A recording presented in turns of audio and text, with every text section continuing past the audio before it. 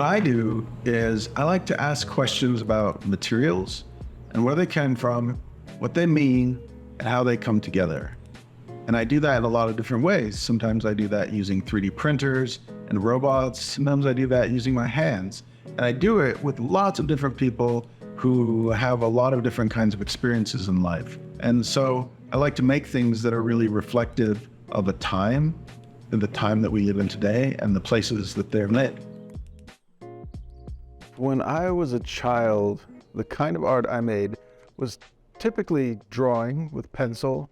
And I remember I used to draw a lot on paper bags because we had a lot of paper bags in our house from the grocery store. And so I used to draw people on the paper bags and sometimes cut them out. But I also used to like to make wind-powered cars.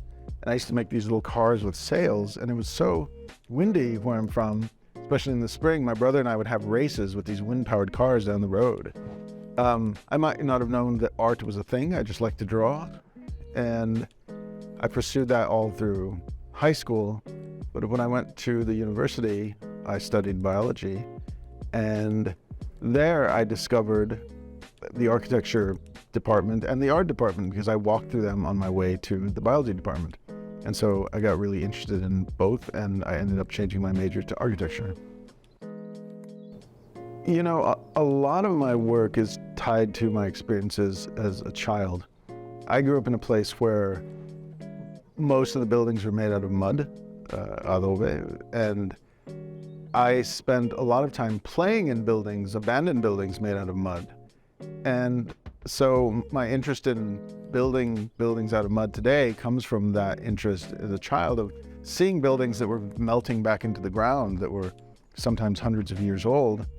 So I'm interested in thinking about those forms that architecture can take, the spaces, the lights, the textures. That's something that I learned very young from just seeing these buildings respond to their time. So I chose to build all these buildings in Colorado San Luis Valley is because that's where I'm from. So I have land. I grew up on a ranch there, and so there's lots of land there. And I can dig up the land and I can build these structures and nobody will ask any questions about what crazy thing I'm doing.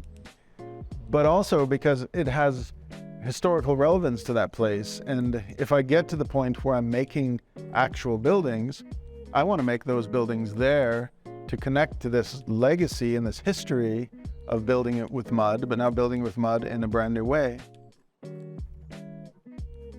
My cultural background is really reflected in my work, and it wasn't always the case, but I'd say in the last 10 years I had a real return to that.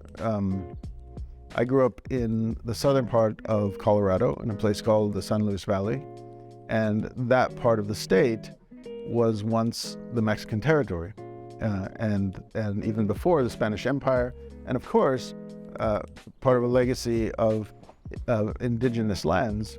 And simply because it is the United States now doesn't mean that all of that history was erased. It's still very present in the language and the cooking and many of the traditions that we still have. And so my work in 3D printing with Adobe, for example, is very connected to the traditions of 3D printing Adobe there. Because that was once the area that defined the border between the United States and Mexico, a lot of my work related to the contemporary border between the United States and Mexico is reflected in my work. And I'm interested in what happened at the historic US-Mexico border and what is happening at the contemporary US-Mexico border today, and what lessons can we learn and what might we not repeat.